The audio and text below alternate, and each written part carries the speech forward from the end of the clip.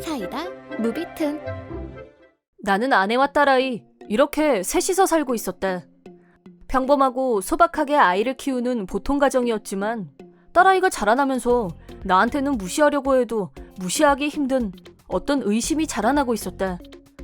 그건 딸아이가 아무리 봐도 나를 닮은 구석이 없다는 것. 아내를 의심하는 게 나쁜 일인 건 알지만 아무리 봐도 내 자식이라는 게 의심스러웠고, 고민하고 또 고민하고 갈등한 끝에 아내 모르게 DNA 검사를 신청했는데 결과는 친자 관계일 가능성이 매우 낮다고 나왔다. 그 결과를 본 순간 머릿속이 하얘졌고 대체 무슨 일이 일어난 건지 이해가 안 됐다. 가장 먼저 머릿속에 떠오른 생각은 아내의 불륜이었다. 아니, 그것 말고 다른 가능성은 생각나지 않았다. 하지만 지금까지 아내가 어떻게 살아왔는지 내가 모르는 것도 아니고 의심스러운 점은 하나도 없었다. 회사 다닐 때도 끝나면 항상 곧바로 집에 오는 타입이었고, 퇴사 후에도 내가 연락하면 항상 바로바로 받고 연락이 안 됐던 적은 한 번도 없었다. 그런 아내가 바람을 피웠을 거라고 생각해 본 적도 없고 믿을 수도 없었다. 하지만 딸아이는 의학적으로 내 딸이 아니라고 증명하고 있다. 대체 이제 뭘 어떻게 해야 하는지 혼자서 원형 탈모증이 올 정도로 고민했다. 어쨌든 어떤 진실이 기다리고 있던 아내에게 직접 확인해보는 거 외에 다른 방법은 없다고 결론을 내렸고, 단도직입적으로 아내에게 얘기를 꺼내기로 마음먹었다. 그날은 일요일이었고 아내는 쉬는 날이니까 셋이서 놀러라도 가지 않겠냐고 했지만 나는 중요한 얘기가 있다고 무겁게 말했다. 아내는 내가 평소와 전혀 다른 분위기라는 걸 눈치챘는지 조용히 옆으로 다가오더니 말없이 앉아서 내 말을 기다렸다. 나는 아내에게 딸아이가 나하고 닮지 않은 점, 그거에 대해 고민에 고민을 거듭하고 또 거듭한 결과 아무래도 꼭 확인은 하고 넘어가야겠다 싶어서 DNA 검사를 의뢰했는데 친자관계가 아니라는 검사 결과가 나왔다고 말해줬다. 그러자 아내는 나한테 의심을 받고 있다는 사실보다 딸아이가 친자가 아니라는 사실에 더욱 충격을 받고 말을 못 잇고 있었다. 아내가 충격받는 모습을 보고 직감적으로 이건 아내가 불륜을 저질러서 일어난 일이 아니라는 강한 확신이 들었다. 그 DNA 검사 결과 정말 확실한 거 맞아? 신뢰할 수 있는 기관에 제대로 확인하고 의뢰한 거니까 확실해. 그런데 당신 반응 보니까 당신이 날 배신한 건 아니라는 믿음이 들어. 미안한데 내 말이 맞지? 당신 나 배신한 적 없는 거지? 그걸 말이라고 해? 나 그런 거 생각도 해본 적 없어. 그렇게 못 믿겠으면 지금이라도 당장 가서 DNA 검사 받아도 상관없어. 얘가 당신 딸이 아니라니 난 그 말 못 믿겠어. 내가 내 배 아파서 낳은 아이야. 그럼 대체 그 애는 어디에 있고 이 애 부모는 누군데? 아내의 말을 들으니 새로운 의문들이 생겨났다. DNA 검사 결과는 틀림없는 게 맞지만 그렇다면 딸아이는 대체 누구 딸이란 거지? 아내와 나는 그럼 남은 건 병원에서 아이가 바뀐 거 외에 다른 건 없지 않냐고 했고, 그러자 아내가 나도 DNA 검사 받아볼래. 정말 병원에서 아이가 바뀐 거라면 나하고도 혈연관계가 아니란 얘기잖아. 상식적으로 당신 아이가 아니면 내 아이도 아니라는 얘기가 되잖아. 그렇긴 하지. 일단 그럼 검사해보자. 행복하던 우리 가족에 닥친 시련, 아내의 DNA 검사 결과 역시 혈연 관계 없음으로 나왔다. 충분히 예상한 결과였지만 아내의 충격은 이만저만이 아니었다. 검사 결과지를 받아든 순간 그 자리에서 울음을 터뜨렸다. 우리는 우리 친딸은 지금 어디에 있고 우리가 키우고 있는 딸아이의 친부모는 대체 누구인지 생각하지 않을 수가 없었다.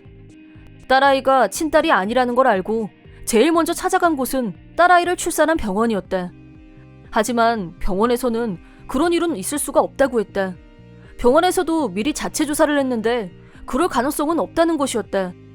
병원도 아니라면 대체 어디서 아이가 바뀐 건지, 귀신에 홀린 것도 아니고 믿기지 않는 현실 앞에 아내는 피폐해져 갔다. 한편 벌써 4살이 된 딸아이를 지금까지 정성껏 키워온 우리 부부는 어느 날 갑자기 딸아이의 친부모가 나타나서 자기들 딸을 돌려달라고 하지 않을까 두려움마저 느꼈다. 딸아이를 돌려주고 싶지 않았다. 대체 어떤 진실이 숨겨져 있을지 두려움만 한없이 커져갔지만 혹시나 우리 친딸이 어디서 학대를 받고 있지는 않은지, 어린애가 고통받으며 살고 있는 건 아닐까 하는 걱정에 진실을 꼭 밝혀야겠다는 생각이 들었다. 이 사실을 양가 부모님, 친척들한테도 모두 공개했고 모두에게 도와달라고 부탁했다. 그러자 생각지도 못했던 곳에서 실마리가 밝혀졌다. 결론부터 말하자면 이 일을 꾸민 범인은 바로 내 사촌 여동생이었다. 사촌 동생은 아내보다 보름 정도 먼저 출산을 했는데 아내는 출산 후 회복이 좋지 않아서 누워서 일어나지도 못할 정도였고 약 반년 정도를 병원에 입원해 있었다. 우리 부모님도 두 분 모두 직장에 다니고 있어서 아이를 돌봐줄 사람이 없었다. 그러자 근처에 살고 있던 사촌 동생이 먼저 찾아와서 자기가 애를 봐주겠다고 했다. 솔직히 그때 나는 고양이 손이라도 빌리고 싶었기 때문에 사촌 동생에게 보수를 지불하기로 하고 아이를 부탁했다. 그때 사촌 동생이 아이를 일부러 바꿔치기 한 것이다.